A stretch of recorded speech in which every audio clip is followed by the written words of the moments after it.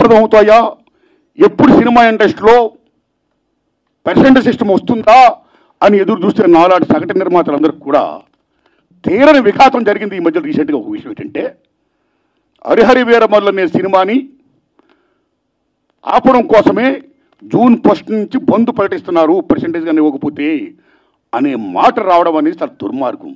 It's a trash.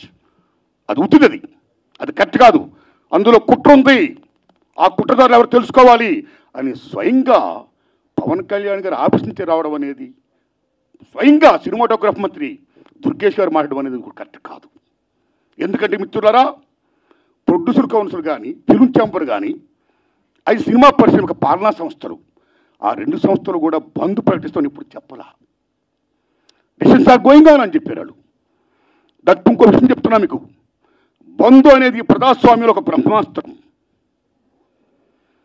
ఎవరైనా బంద్ ప్రకటించే ముందు సినిమా ఇండస్ట్రీలో అకార్డింగ్ టు నామ్స్ 3 వారాల ముందుగా తెలియపరచాలి.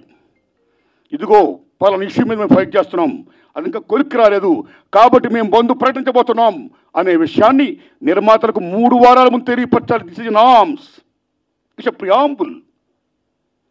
3 వారాల ముందు తెలియపరిస్తే రిలీజ్ డేట్ ఎవరు తెచ్చుకున్నారో, మేము రిలీజ్ డేట్ ఇచ్చుకున్నామండి, ఇంకో 2 వారాలు మేము రిలీజ్ చేస్తున్నామండి అని ప్రిపేర్ అయిన నిర్మాతలను ఇబ్బంది పెట్టకుండా ఉండడం కోసమే 3 వారాల ముందు తెలియపరచాలి అకార్డింగ్ టు నామ్స్.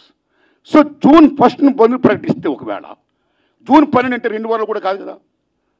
ఏ రకంగా మీకు హరిహర వీరమల్లుకి అది వర్తింపు చేస్తుందండి? అది కరెక్ట్ కాదు. పవన్ కళ్యాణ్ గారి మీద ఎవరైనా కుట్ర పండుతారు. తెలుగు చలనచిత్ర పరిశ్రమలో విశ్వవిఖ్యాత నట సార్వభౌమ ఎన్టీ రామారావు గారు, భారతదేశంలో ఎన్టీఆర్ మన తెలుగు జాతిని ఖ్యాతిని చేసిన మహనీయుడు. As a politician, as a CM, like this anything else. ఎంత గర్విస్తామో. తర్వాత మళ్ళీ మంచి గొప్ప పేరు తెచ్చుకొని ఈవేళ ఒక జనసేన పార్టీ పెట్టి ఈవేళ డిప్యూటీ సీఎం అయ్యారంటే వీఆర్ ప్రౌడ్ ఆఫ్ ఇట్. మన తెలుగు చిత్ర పరిశ్రమ మొత్తం గర్విస్తుంది. అది hats off to Pawan Kalyan garu. ఆయన సేవలను గుర్తుంచుకోవాల్సిన చంద్రబాబు నాయుడు గారికి సెల్యూట్. మేము పవన్ కళ్యాణ్ గారిని ఏ రకంగా దుర్మానం కాం, కానీ పవన్ కళ్యాణ్ గారు ఆఫీస్ ఆ రకంగా కరెక్ట్ కాదు రావడం. ఓకే, వచ్చిందనుకోండి, ఇష్యూ వస్తే మహాత్మా గాంధీ ఏమన్నాడు, ప్రపంచ యుద్ధాలను కూడా చర్చల ద్వారా ఆపొచ్చు అన్నాడు ఆయన. ఒక సీఎం, ఒక డిప్యూటీ సీఎంగా మీరు అక్కడ సీఎం చంద్రబాబు నాయుడు గారితో మాట్లాడి హరిహర వీరమల్లు అనే టాపిక్ మీరు ఎత్తకుండా